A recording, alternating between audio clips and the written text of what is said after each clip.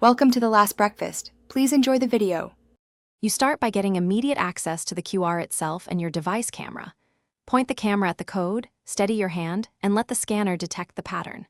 Once detected, you'll see a preview or link. Do not tap blindly. Read the network name shown.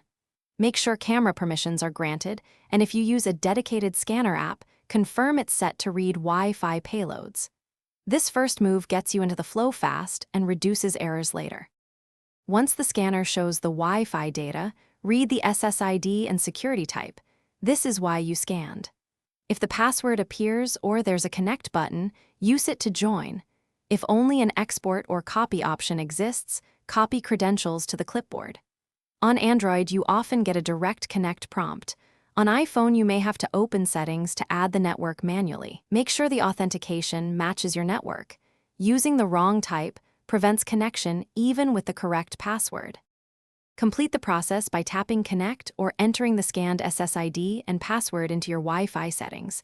Check the signal bars to confirm. If the device won't join, rescan the code with better lighting and a steady angle, or type the credentials manually to rule out copy errors.